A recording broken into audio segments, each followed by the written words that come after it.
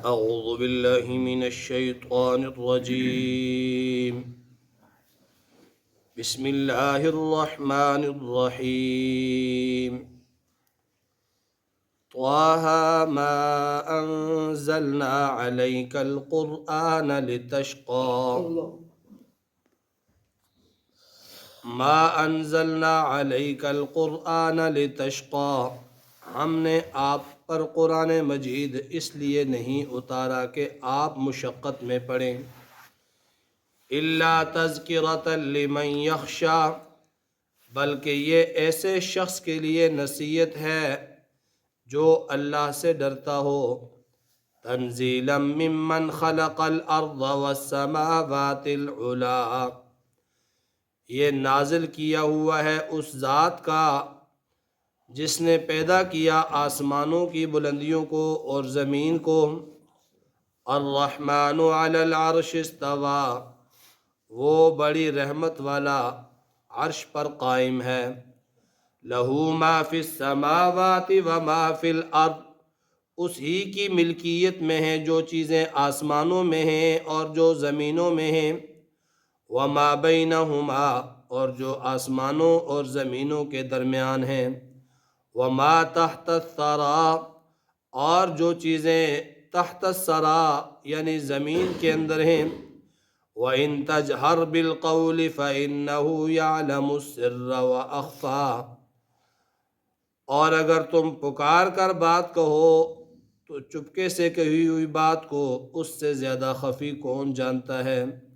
اللہ لا الہ الا هو لہ الاسماء الحسنی، اللہ ہی ہے جس کے سوا کوئی معبود نہیں، اسی کے لیے اچھے اچھے نام ہیں۔ سورہ طٰہٰ مکی صورت ہے، 135 آیات اور 8 رکوعوں پر یہ صورت مشتمل ہے۔ 4 مضامین اس صورت مبارکہ میں بیان ہوئے،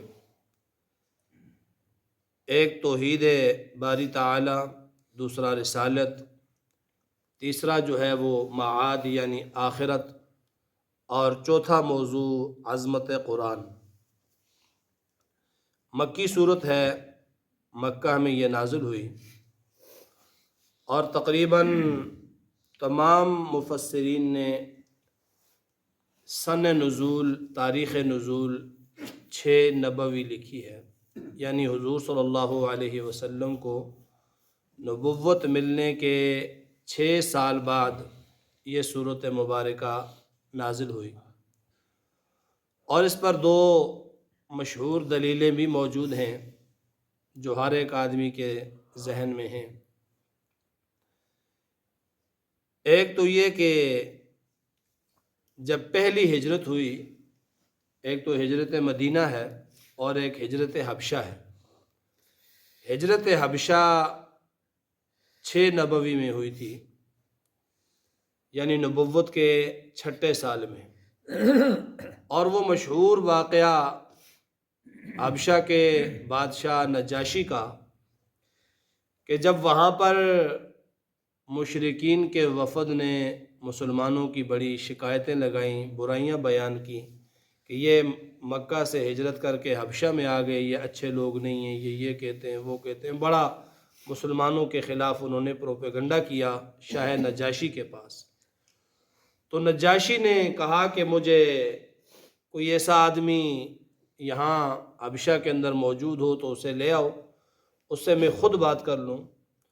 تو چونکہ حضرت جعفر طیار رضی اللہ تعالیٰ عنہ وہاں موجود تھے تو انہیں لایا گیا اور نجاشی کے سامنے لا کر کھڑا کیا گیا۔ تو نجاشی نے پوچھا، ہاں بھائی جو نیا نبی آیا ہے اس کے کچھ حالات سناؤ۔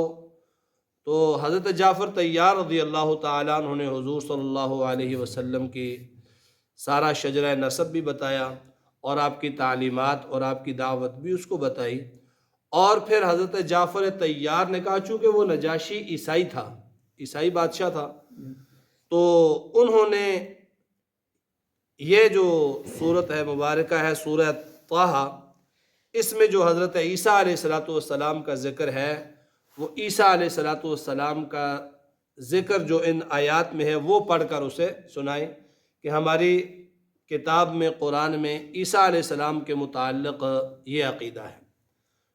تو انہوں نے یہ آیات جب پڑھ کے سنائیں تو نجاشی نے کہا کہ واللہ یہ کوئی جھوٹی کتاب نہیں ہے، کوئی جھوٹا نبی نہیں، کیونکہ وہ عیسائیوں کا عالم تھا نجاشی، کہ عیسیٰ علیہ السلام کے متعلق جو کچھ اس قرآن میں ہے یہ بالکل سچ ہے، اور جو ہمارے پاس انجیل میں ہے اس کے اندر تحریف ہو چکی ہے۔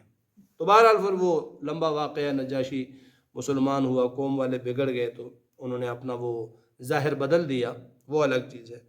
تو یہ جو بات ہوئی تھی نجاشی کے ساتھ، یہ بھی 6 نبوی میں ہوئی تھی، ہجرت کے 6 سال۔ تو اس سے بھی معلوم ہوتا ہے کہ یہ صورت 6 نبوی میں نازل ہوئی ہے۔ اور دوسرا واقعہ حضرت عمر فاروق رضی اللہ تعالیٰ عنہ کے اسلام لانے کا ہے۔ تمام مورخین نے لکھا ہے کہ حضرت عمر رضی اللہ تعالیٰ عنہ 6 نبوی میں، یعنی نبوت کے 6 سال آپ نے اسلام قبول کیا تھا۔ اور اس کا مشہور واقعہ حدیث کی کتابوں میں موجود ہے کہ ایک دفعہ کفار کے دار الندوہ میں میٹنگ ہوئی کہ ہر حربہ ہم نے استعمال کر لیا، لیکن محمد اور اس کا دین پھیلتا ہی جا رہا ہے، وہ راستے سے ہٹتے نہیں ہیں۔ اب ایک ہی حل ہے کہ معاذ اللہ حضور صلی اللہ علیہ وسلم کو قتل کر دیا جائے۔ اس کے لیے جو ہے وہ پیشکش کی گئی، تو حضرت عمر چونکہ بہادر جرار تھے کفر میں بھی، یہ کھڑے ہوئے، انہوں نے کہا جی کہ یہ کام میں کر دوں گا۔ اور پھر تلوار لے کر حضور صلی اللہ علیہ وسلم دار ارقم کے اندر تھے، تو یہ تلوار لے کر چلے گئے۔ راستے میں حضرت نعیم بن عبداللہ ملے رضی اللہ تعالیٰ عنہ، جو اسلام لا چکے تھے۔ انہوں نے کہا عمر کہاں جا رہے ہو؟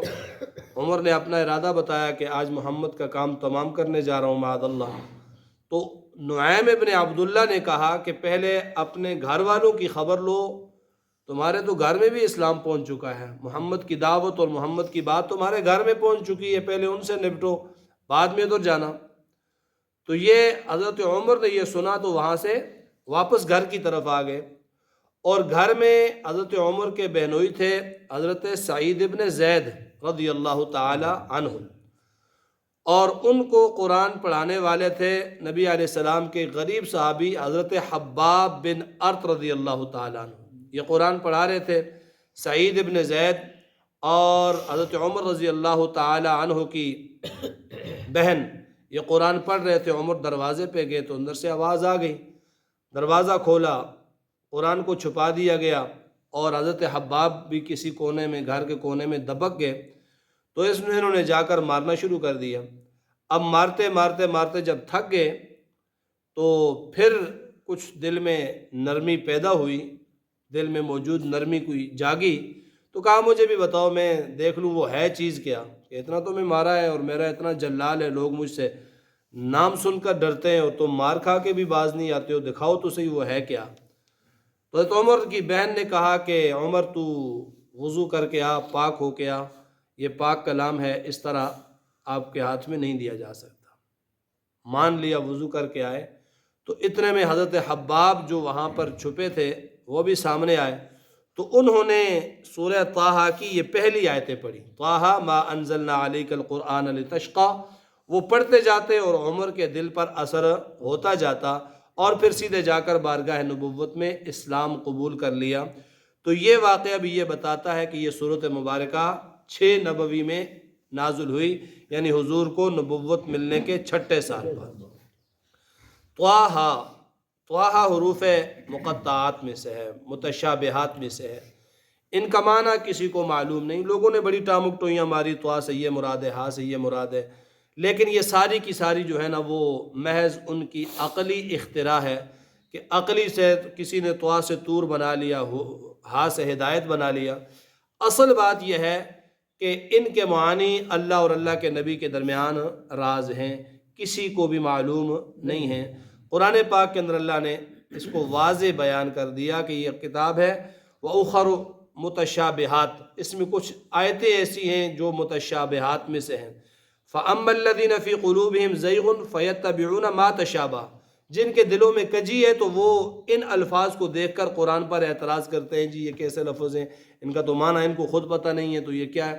فرمایا کہ والراسخون فی العلم یقولون آمنا، جو راسخین فی العلم ہیں، جو مضبوط علم والے ہیں، وہ ان کے اندر نہیں پڑھتے، کیونکہ اللہ نے ان کے معنوں کو مخفی رکھا ہے، اور اصول ہے ابہموا ما ابہمہ اللہ، جس چیز کو اللہ نے مبہم رکھا ہے، مخفی رکھا ہے، چھپا کے رکھا ہے، اس کے پیچھے تم نہ پڑھو۔ تو راسخین فی العلم، بڑے علم والے بھی یہاں پر یہ کہتے ہیں جو بھی مراد ہے یقولون آمنا، ہم اس پر ایمان لائے، اللہ نے جو بھی مراد لی وہی ہے۔ طٰہٰ یہ حروف متشابہات میں سے ہے یا حروف مقطعات میں سے ہے۔ ما انزلنا علیک القرآن لتشقی، اے پیارے حبیب ہم نے آپ پر قرآن اس لیے نازل نہیں کیا تاکہ آپ مشقت میں پڑ جائیں۔ لتشقی، تشقی کے دو معنی ہوتے ہیں، ایک تو یہ شقاوت سے ہے، بدبختی، اور ایک جو ہے نا یہ مشقت سے ہے، تو یہاں معنی مشقت مراد ہوگا کہ پیارے حبیب ہم نے آپ پر قرآن اس لیے نازل نہیں کیا کہ آپ مشقت میں پڑ جائیں۔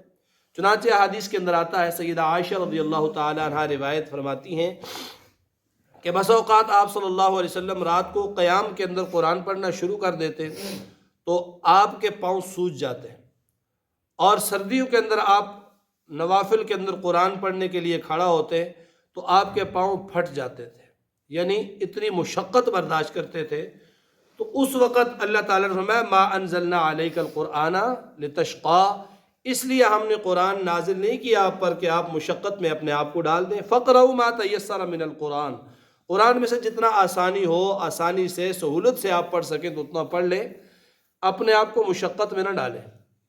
اور پھر حضور صلی اللہ علیہ وسلم کو لوگوں کے اسلام لانے کی اتنی فکر ہوتی تھی کہ آپ دن بھی نہیں دیکھتے تھے، رات بھی نہیں دیکھتے تھے، اور آپ نکل جایا کرتے تھے مکہ کی گلیوں میں، پہاڑوں میں، ٹیلوں میں، جہاں کوئی ملا تو وہاں جا کر انہیں دعوت دی، اور آگے سے وہ لوگ کیا کرتے جی، گالیاں دیتے، ساحر کہتے، مجنون کہتے، پتھر مارتے، راستوں میں کانٹے بچھاتے، ہر طرح کی اذیت دیتے، لیکن حضور صلی اللہ علیہ وسلم اپنی اس عادت مبارکہ کو نہیں چھوڑتے، پھر چلے جاتے۔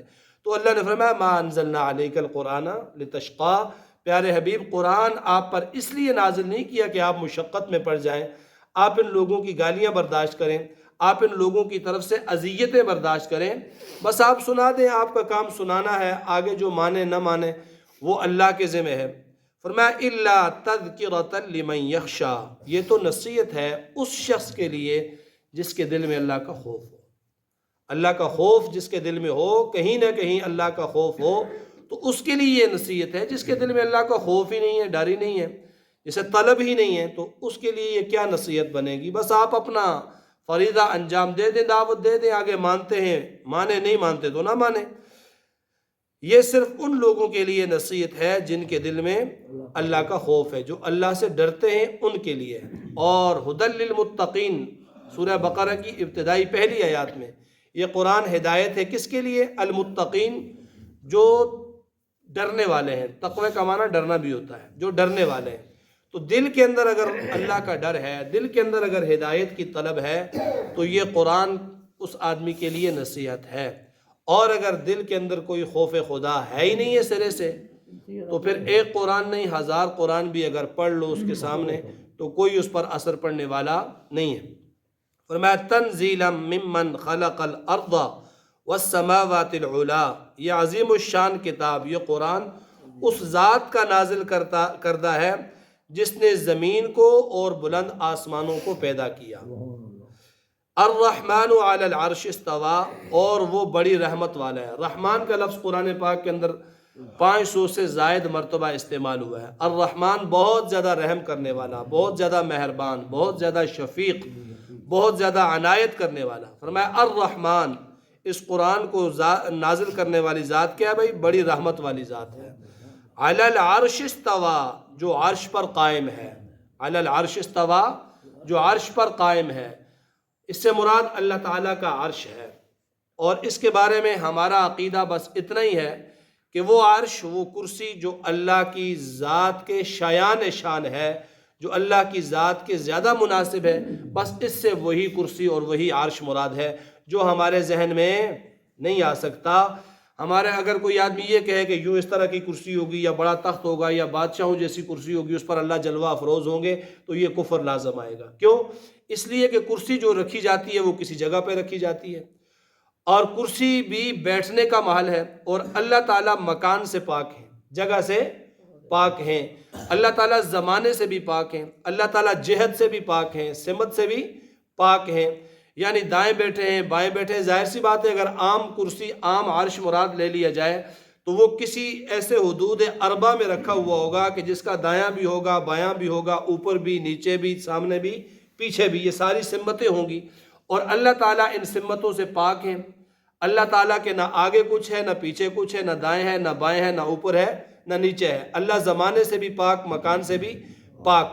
اس لیے عقیدہ یہ ہے کہ اس کرسی سے مراد یہ برحق ہے، لیکن وہ کرسی جو اللہ کی ذات کے زیادہ مناسب ہے، بس اتنا عقیدہ رکھنا ہے۔ یہ نہیں ہے کہ بھائی اس طرح کا عرش ہوگا جس طرح بادشاہوں کے ہوتے ہیں، اس طرح کا تاج ہوگا، نہیں، جو اللہ کی شان کے زیادہ مناسب ہے۔ اور قرآن میں جہاں کہیں بھی ایسے لفظ استعمال ہوئے، وجہ اللہ، اللہ کے چہرہ، ید اللہ، اللہ کا ہاتھ، اس سے عقیدہ ہمارا یہی ہے کہ وہ چہرہ جو اللہ کے ساتھ زیادہ مناسب ہے، وہ ہاتھ جو اللہ کے ساتھ زیادہ مناسب ہے، ہمارا ذہن اس کا ادراک نہیں کر سکتا، ہمارے ذہن کی وہاں تک رسائی نہیں ہے۔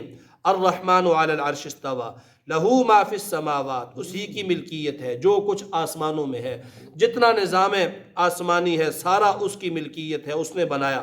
وما فی الارض، اور جو زمینوں میں ہے، زمین کی تہوں میں ہے، جتنا کچھ بھی ہے وہ سارے کا سارا اللہ کا ہے۔ اور وما تحت الثری، اور زمین کی بالکل تحت الثری کہتے ہیں تر مٹی کو، بالکل جو نیچے پانی کے ساتھ لگی ہوئی مٹی ہے، فرمایا اس میں بھی جو کچھ ہے وہ بھی اللہ کا ہے۔ لہٰذا وَإِن تَجْهَرْ بِالْقَوْلِ فَإِنَّهُ يَعْلَمُ السِّرَّ وَأَخْفَى، شان اس اللہ کی یہ ہے، علم اس اللہ کا ایسا ہے، ان تجہر بالقول، تو اونچی آواز سے اسے پکار، فَإِنَّهُ يَعْلَمُ، وہ جانتا ہے، السِّرَّ، بالکل سر کہتے ہیں دل کے اندر پیدا ہونے والے خیال کو، جسے راز کہتے ہیں، دل کے اندر پیدا ہونے والا جو خیال ہے، فرمایا اللہ اس کو بھی جانتا ہے، وَأَخْفَى، اور سر سے بھی زیادہ کوئی مخفی حالت یا حیت ہو تو اللہ اسے بھی جانتا ہے۔